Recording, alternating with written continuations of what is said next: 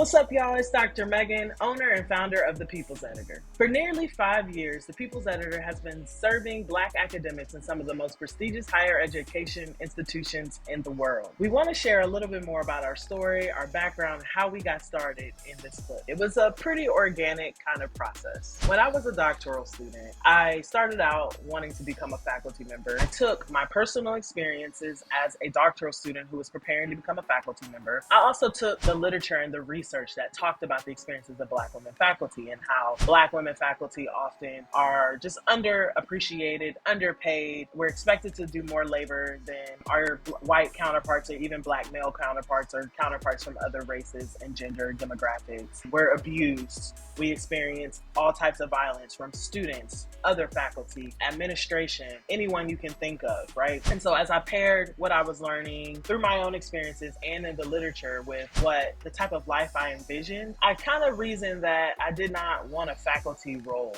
I did not see that as the rewarding life that I had worked so hard, had been in school all of my life for, right? And so as I was navigating my first year as a doctoral student in Indiana, I was grappling with this kind of identity crisis of sorts of, okay, there is a gap between what I'm studying, what I'm here to learn, and the outcome, which is the type of career that I got myself into. So this is a very long way of saying that I ultimately decided that I wanted to become an entrepreneur. I had absolutely zero business ideas. So one day, this came to me very slowly and organically over a long period of time, right? First, it was like, I know I wanted to be an entrepreneur. And then I thought about, okay, what would it look like to create a life where I create my own income completely? And so that all led me to, okay, what if I started an editing business? I started to research and I knew people inside and outside of academia who had created six-figure writing and editing businesses. I was a person who was raised to believe that the sky is the limit, and if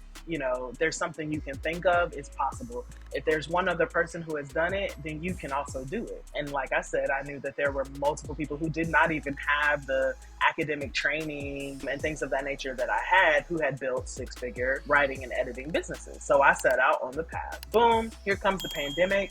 By the time the pandemic rolls around, I'm in my last semester, right? So the pandemic started March 2020. I defended my dissertation in February 2021. The pandemic happens, and I get inspired, just like everyone else did, to fully launch my business. No longer was I only working with people that I knew personally, but I had over that time built up the confidence, and if not the confidence, just the sense of just throw it out there and see if it works, right? Once the pandemic happened, that was when I decided to begin marketing my services. I set up my website fully, got a logo. I had my LLC probably a year ahead of this, but I fully started to market my business to clients, right? So I started helping people with dissertations because I'm a strong writer, and so I wanted to lend my skill to other people as well. Naturally, as I began to get an additional client who didn't know me, I got other clients and more clients, and then it just continued to scale. So I had to set up systems, and I had to come up with a system for how am I going to do intake, what are my prices, things of that nature.